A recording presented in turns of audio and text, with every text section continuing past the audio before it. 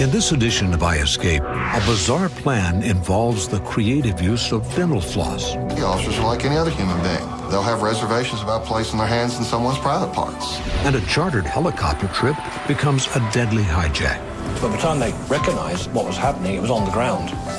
Around the world, over 9 million prisoners are behind bars. These are the stories of the few who dared to break out.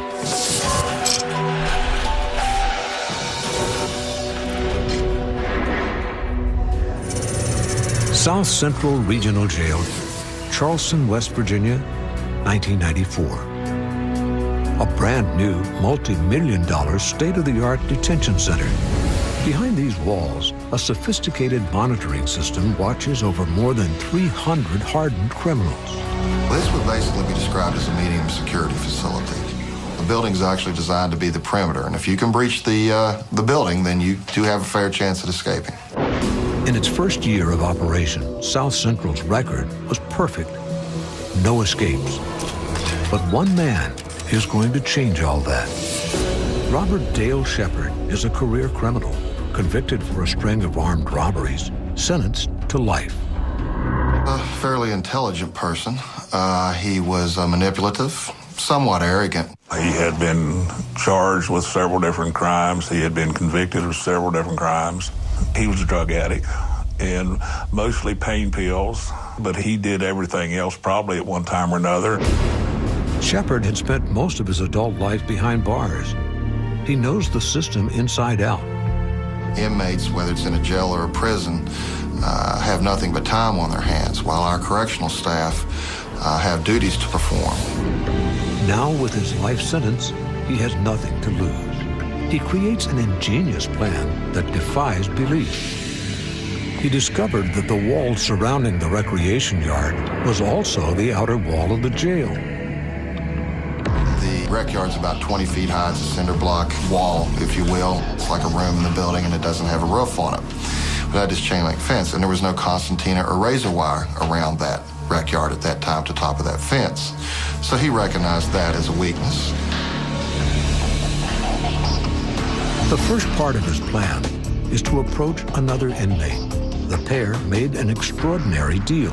He actually arranged to assault an inmate and stab him so that he would be put into disciplinary confinement. And without a second thought, Shepard stabs his fellow prisoner. It's just a flesh wound,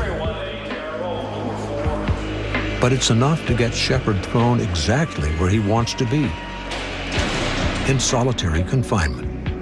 He discovered you don't interact with the other population. So if you're going to have, for example, outdoor recreation, you would be at outdoor recreation by yourself after hours and not with other inmates. As planned, Shepard now has the entire rec yard to himself for 1 whole hour every night. And he finds a blind spot in the jail security system. The cameras at that time in the rec yard were not pan and tilt. They didn't have zoom. Consequently, they covered about 65% of the rec yard. Shepard's next challenge is to figure a way to scale the 20-foot wall so he can attack the mesh. His first thought is an obvious one, a rope. His second was a stroke of genius. Dental floss. This requires you have dental care for inmates, and that he was provided dental floss. Shepard calculates that 7 packets of floss should make a long enough rope. Take dental floss and do it yourselves, 300 feet in there. You got 20 feet high fence. Braid her up 10 times. You're going to knot it. You're going to make yourself a nice rope. Shepard bribes another prisoner so he can get his hands on a hacksaw blade to cut through the chain-link roof. But to use it, he needs to get back into isolation. He damages his cell by chipping away at the wall. And as planned, he's thrown into solitary for trying to escape. In the privacy of his new cell, he braids and weaves the floss into a rope strong enough to carry his weight. He took advantage of things that often happen to officers, is officer complacency about pad searches, in order to move that rope from the cell to the rec yard. Shepard hides the rope by wrapping it around his genitals. the one place guards rarely pat down. The officers are like any other human being. They'll have reservations about placing their hands in someone's private parts, and that's where he was moving the rope back and forth from. How Shepard moved the hacksaw blade has never been revealed. Finally, after months of planning, Shepard, armed with his dental floss rope and hacksaw blade, has the rec yard to himself. Well, he's in the rec yard in an area of the rec yard that you can't be seen via the camera. He knows the correctional officer's got other duties to perform. He used a AA battery out of a Walkman as kind of a grappling hook of sorts. Using the battery as a weight, Shepard throws the line at the mesh above. After 3 agonizing days, Shepard finally makes the perfect throw. Slowly, he begins to scale the 20-foot wall, pulling himself up the thin dental floss rope. Hanging from a thread, the pain grows as the dental floss cuts deep into his fingers. It's already taken him 20 minutes to get to the roof. And he still has to cut through the steel mesh above. Finally, Shepard is through the mesh and pulls himself up onto the roof. After crossing the roof and jumping to the ground, he has only one more obstacle to breach, the barbed wire perimeter fence. Now, outside the prison, Shepard takes off for the forest. The jail is quiet. Robert Dale Shepard is free. South Central Regional Jail, Charleston, West Virginia. Serving a life sentence, Robert Dale Shepard's daring breakout is making international headlines. 33-year-old Robert Shepard escaped from the South Central Regional Jail just after midnight. Authorities say his method of escape, a homemade rope made out of dental floss. Big news, of course, he's a local guy. And I told my wife, I said, I'd really like to catch this guy, you know. He's making a mockery of law enforcement, it felt like. How was Shepard able to escape without being noticed? Why was he not more closely supervised? Which gives rise to a third question, just how safe are the regional jails?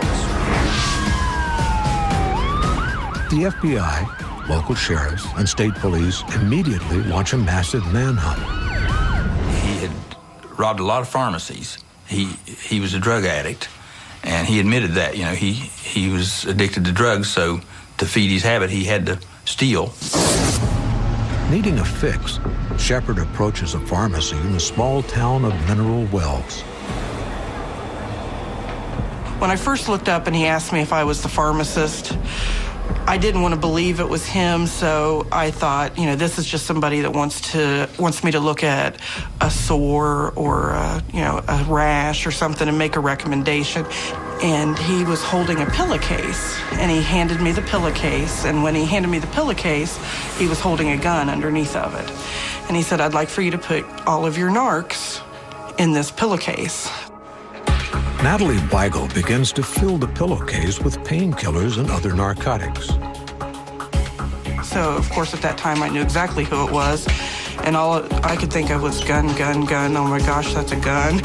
Fighting to keep calm, Natalie obeys Shepard's every order. I knew that he was capable of becoming very nasty very quickly. So my main objective was to just give him what he wanted and get him out. As soon as Shepard is out the door, Weigel dials 911. By chance, Police Chief B.D. Atkins is only minutes away. We get a call that, 10 or 15 minutes behind us, there was an armed robbery.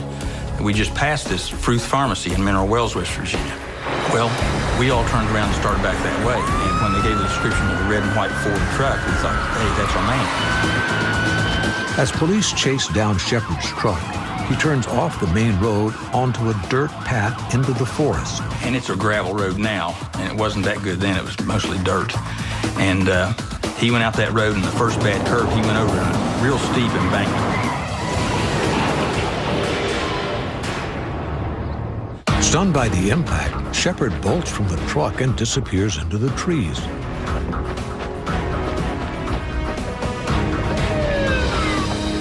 Believing he's still armed, Sheriff Merritt and Chief Atkins began a cautious search.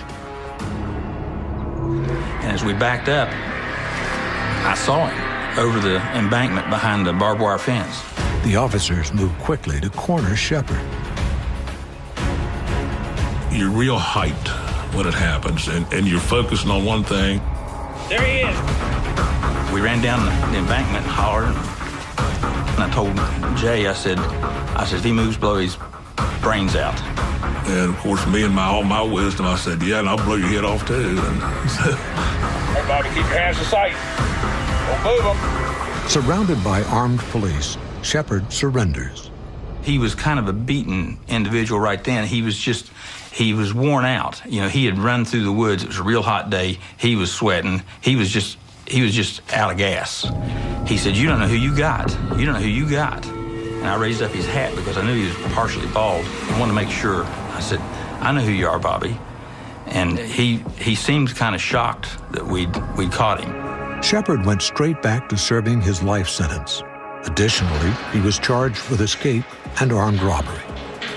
One of the first things that he said when he returned to jail is that he would escape again, and he would do so within a short period of time.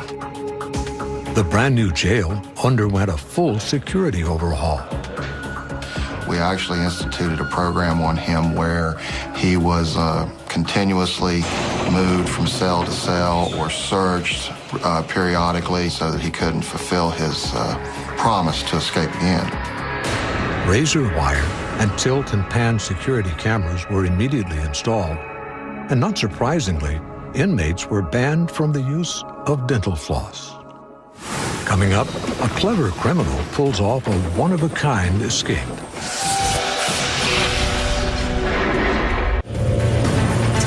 Her Majesty's Prison, Gartree, Leicestershire, 1987. A top security correctional facility for 320 of the most vicious criminals in the UK.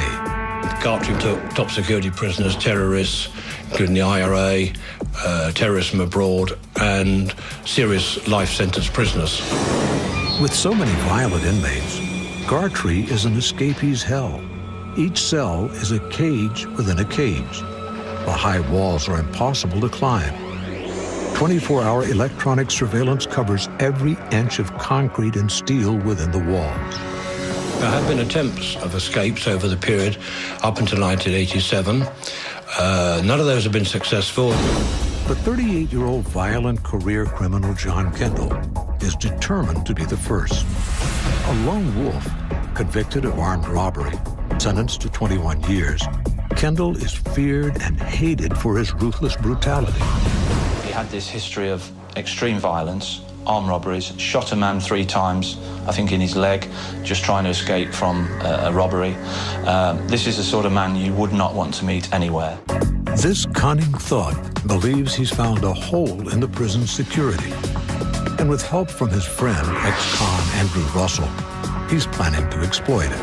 Kendall was obviously talking to Russell to make plans of how they were going to escape, when they were going to escape, what time, and all the details that they needed to have in their heads.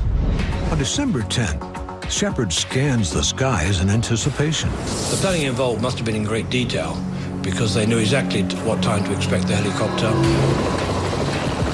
At nearby Stansted Airport, Russell has chartered a helicopter. He told me that he worked for a security company and that he'd hired the helicopter because he had a job the following week in Leicester. By 3:30 p.m., the helicopter approaches Gartree Prison. I had no idea that there was a high-security prison anywhere near the route that I was taking. It was a grey December day, fairly misty and murky. Probably meant there were slightly less prisoners on the sports field on exercise. With the prison in sight, Andrew Russell turns the routine charter into an unexpected nightmare. I noticed I was fiddling with the headset jack plugs. I turned around to ask him what he thought he was doing, and I found his gun pointing at me. The first thing he said to me was, "Do what you're told, and you won't get hurt." So I said to him that I was fine with that. I'd do exactly what he told me, because by now the gun was nestling snugly behind my ear. And the second thing he said to me was, take me to the prison. I want you to land on the playing field. Helicopters were not unknown in the area, but this one came in very low. But by the time they recognised, as I understand it, what was happening, it was on the ground. It landed immediately in the centre of the sports field. It was that quick. As I landed, when I was maybe 20, 30 feet from the ground, I could see in front of me and to one side of me, two of the prisoners detached themselves from the crowd and started running toward where I was going to land, and did land within seconds. As Kendall tries to climb into the chopper, another prisoner, murderer Sidney Draper, makes a split-second decision to join in the escape. They couldn't get in the left-hand rear passenger door, and they decided to try the other door. And rather than come around the front of the helicopter, which is a perfectly safe and sensible thing to do, they ducked under the tail boom. Of course, I couldn't see them at this stage. If anyone moves around the back of a helicopter, any helicopter pilot is paranoid about someone dying by walking into the tail rotors. The dog handlers couldn't release dogs because they would know which prisoners they were trying to detract from getting into the flying machine. I don't think the dogs had seen a helicopter before. Reaching the passenger side, Kendall and Draper climb aboard. The guy in front said, take us to the golf course. As the helicopter takes off, the guards can only watch in frustration. Staff in any British prison don't carry guns. All they have is a baton. A baton against a helicopter was pretty useless. The escape takes just 30 seconds, and Ian Evans is forced to take to the sky, now carrying 3 armed and dangerous criminals.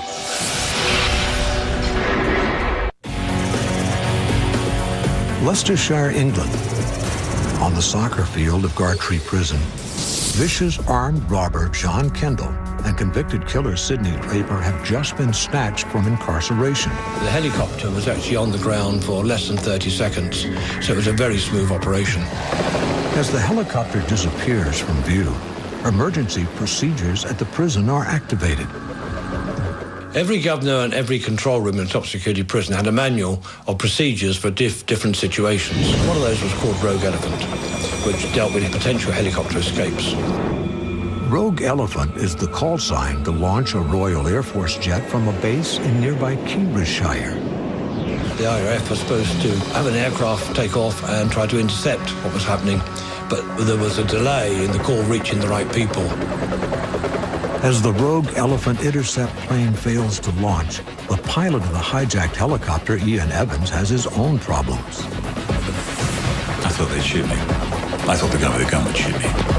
He starts climbing, hoping to be spotted. I wanted someone to be able to see me on radar, at least, because I figured that the prison authorities would have alerted the nearest airfield by now. But the escapees are onto him. They stopped me climbing at around about 300 or 400 feet. The guy with the gun told me to stop messing about, or I'll shoot you in the leg. Ian Evans knows that he will have to take his life in his own hands if he is to survive. And the only way I can do that is to deliberately crash the helicopter. And that was my plan. Pretty useless plan, but at least I felt that if I crashed the helicopter, I'd be giving myself an equal chance. I might die, but so would they. Kendall, Russell, and Draper know they are running out of time. The guy in front said, take us to the golf course. I didn't want to go to the golf course because the golf course was about 3 minutes away and I needed more than 3 minutes to work out my cunning plan to escape from this situation. But the hijackers run out of patience and force a landing near a road. At that very moment, he put away his gun and pulled out a pair of handcuffs. And I was just so relieved. He's not going to shoot me. Handcuffed and helpless, Evans is grateful to be alive. The escape took place at Gartree Prison, northwest of London. In Central News tonight, the main story. A massive police hunt is underway as 2 prisoners are airlifted to freedom. There was a whole relay of hijacking cars and to make their getaway, and they'd just stop people at gunpoint in their car, pulled them out of the car, and stole the car, and away they went. They made their getaway by doing so many of those that the police weren't able to keep up with them. And the breakthrough came when a detective constable from Brighton had information that Kendall was with his wife in a flat in the King's Road in Chelsea. On January 31st at 4 a.m., armed police stormed the Chelsea apartment. And they had guns trained up on the flat and shields, and they were shouting, I think they said, "Come out, we're armed police." John Kendall, his wife Lorraine, and his accomplice Andrew Russell are all arrested. For another year, Sidney Draper eludes the police until the underworld gives him up.